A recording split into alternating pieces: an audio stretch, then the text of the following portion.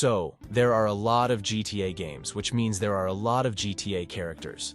Some characters are good, some are great, and some are the best, but some are straight up annoying. When you see these characters, you are like, why are you even in the game? What's your purpose? And that's what we're going to talk about today. Some of the most annoying GTA characters of all time. Without wasting any time, let's start. And we are starting with the Michael family. Yes, I'm throwing in the entire family, except Michael. This entire family is just for comic relief, but they get annoying really quick. Seriously, I want to give props to the developers who really thought about how to make each character worse and more annoying. Now, how can we make this guy's son so annoying that people despise him? Well, we can make him a fat gamer who does nothing but complain all day and occasionally commits crimes. Well, hell yeah, dude. Count me in. All three characters are always complaining and doing bullshit in the world, which Michael has to fix. And sometimes games start telling us that finally they are all right now. No more bullshit. But again, they do it again and again. This is a cycle. Well, I kinda get that. It's just a type of comic relief to make him look like a midlife crisis, middle-aged rich man from California. But, boy, it's annoying.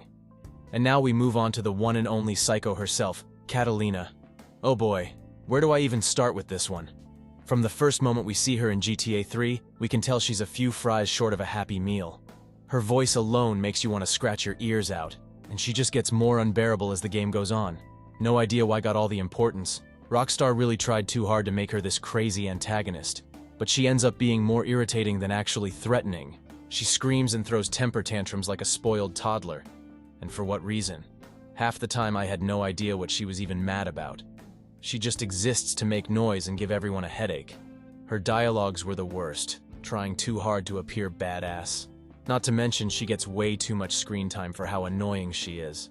It honestly blows my mind that Catalina is one of the main villains and has such an integral part in the story. Her character definitely suffers from trying too hard syndrome. There's nothing subtle or actually scary about her. Even in GTA San Andreas, I have to give a slow clap to Rockstar for creating one of the most irritating and brilliant games in all of gaming history. Catalina is without a doubt the most annoying GTA character ever unleashed on us. Every second she's on screen makes me want to tear my ears off. Here's hoping she never comes back in another GTA game, although I won't hold my breath. Maybe in GTA 6. Now we are going to GTA 5. For the Doctor. From the first family therapy session, I could tell this guy was as shady as they come. Something about him just screamed, I graduated from a diploma mill university and have no idea what I'm doing. Seriously, where did Michael find this quack? I've seen better counseling from a magic 8-ball.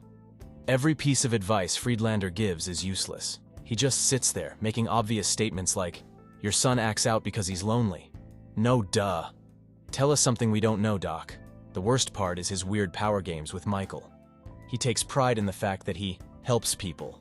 But really, he just gets off on having control and tricking his patients into paying him exorbitant amounts per hour. What a sleazy fraud. Rockstar really thought they created an intriguing, complex character. But Dr. Friedlander ends up being a one-dimensional joke who contributes nothing worthwhile to the story. He's not even crazy enough to be interesting. Just your average unethical con man hiding behind a medical degree. They could have thrown a funny guy or something like that in his place, but I wouldn't find it. And next up is Manny Esqua. This guy, where do I even start? From his bad toupee to his off-brand Tony Robbins persona, everything about Manny makes me cringe into another dimension. The developers really thought they had created an iconic, larger-than-life character, but the only thing larger than life about Manny is his ego. We're supposed to find him inspiring and badass, but in reality, he's nothing more than a desperate clout chaser and a boring character. Seriously, Manny's over-the-top bravado isn't funny. It's just sad. He tries way too hard to portray wisdom and gravity. But everything that comes out of his mouth is BS. But even he can't compete with the next guy. English Dave is the clingy, annoying leech of GTA Online that we all wish we could block. Seriously, who is this guy? And why does he have my number? From the moment I met him, I knew he'd be that one desperate friend who just couldn't take a hint. Dave literally never stops calling. He blows up my iFruit every 5 minutes like a needy girlfriend. And all his tasks are a waste of time that I never asked for. Retrieve equipment from this place, steal this car, whatever. I don't care. I'm not his errand boy. But do my feelings matter? Of course not. Dave just keeps right on talking my ear off in that nasal voice of his. You'd think me never answering or calling him back would make him take a hint, but no.